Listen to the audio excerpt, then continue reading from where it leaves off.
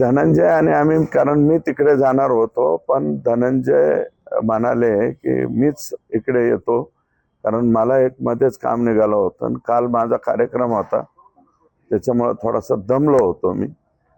माझी जरा पळापळी झाली 10-15 दिवस पाठीमागं, म्हणून आम्ही दोघे एकत्र बसलो की कुठलाही लॅकिनो राहून आका आणि त्याचे सर्व सहकारी, आणि वेळ प्रसंगी पडलं तर आकाचे आका आहे, अजून तपास चालू आहे, याच्यामध्ये कोणीही सुटता कामा नये, कुठलाही लॅकिनो राहू नये, अशा प्रकारची चर्चा धनंजय आणि मी आणि त्यांचे साडू आम्ही सर्वांनी मिळून या ठिकाणी केली. आणि धनंजयचे अनेक मित्र माझ्या मतदारसंघातले आहेत आणि संतोषला आमच्या इथले अनेक लोक ओळखतात. अगदी माझा पुतण्या तर पहिल्या दिवशी तिथं होता, कारण तिथं जे सगळं काही म्हणजे संतोष सरपंच असल्यामुळं, माझा पुतण्या सरपंच असल्यामुळं आमची मैत्री त्या दोघांची होती.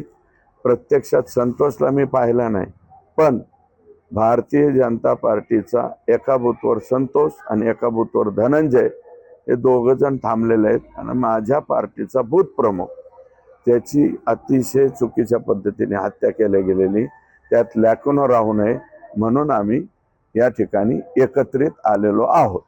सरकारी वकील उज्ज्वल निकम यांच्या संदर्भातली आता काय अपडेट आहे आणि त्यांनी तेच आम्ही दोघांची आमची चर्चा तीच झाली. आणि माझं मत असं आहे की उद्यापर्यंत किंवा सोमवारपर्यंत उज्ज्वल निकम साहेबांची ऑर्डर निघेल. तर्नळीमध्ये काल एक घटना घडली, ज्यामध्ये संतोष देशमुखांसारखं बातम्या पाहू नको वाल्मिकांना, नाहीतर तुझा संतोष देशमुख करू अशा प्रकारचे म्हणत त्यांच्यावरती वार करण्यात आले. त्यांची प्रकृती जी आहे ती गंभीर आहे आणि दुसरीकडे पोलिसांनी त्यामध्ये अद्यापपर्यंत हाफ मर्डरचा कलम लावलेला, 326 कलम लावलोय अशोक मोहितेच्या प्रकरणामध्ये, परंतु आता तो अजूनही अनकॉन्शियस आहे. तर आम्ही सर्टिफिकेट आता ग्रीवियस आल्याच्या नंतर त्याच्यामध्ये 109 त्या ठिकाणी लागेल. 302 म्हणजे आता 109 मेंगडेवाडीमध्ये, आणि त्यांना सुट्टी देणार नाही. अशोक मोहितेवरती ज्यांनी वार केलेला आहे, तू संतोष देशमुखचे व्हिडिओ का पाहतो, संतोष देशमुखची पोस्ट का टाकतो म्हणूनच मारलंय.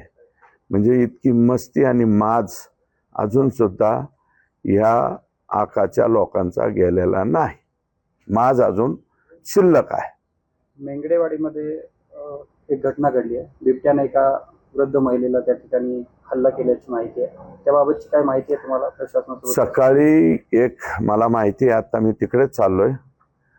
सकाळी येवले नावाचा छोकरा आहे, त्याच्याही नरड्यावरतीच नेमका अटॅक केलाय बिबटनी.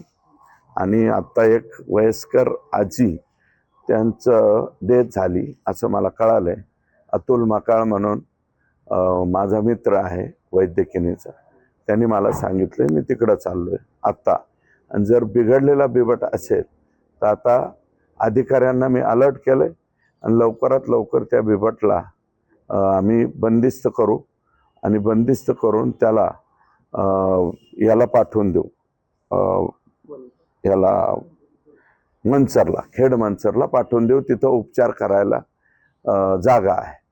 तुम्ही पाठीमागे म्हणाला होता की करुणा मुंडेंवरती मोठा अन्याय झालाय. आज त्यांच्याबाबतचा एक न्यायालयानं निर्णय दिला की त्या पहिल्या पत्नी आहेत धनंजय मुंडेंच्या आणि त्यांच्यावरती अत्याचार. मी अगोदरच म्हणलो होतो की करुणाताई या धनंजय मुंडे साहेबाच्या पहिल्या पत्नी आहेत बरं का, म्हणून मला राजश्री ताईंचा काही अवमान वगैरे करायचा नाही. पण हे व्यक्तिगत त्यांचं हे आहे, आम्हाला संतोष देशमुख वरून फोकस दुसरीकडे जाऊन द्यायचा नाही. ते कोर्टाने जे निर्णय दिलेला आहे, कोर्टाच्या निर्णयाप्रमाणे कारवाई व्हावी, त्यात आम्हाला इंटरेस्ट नाही.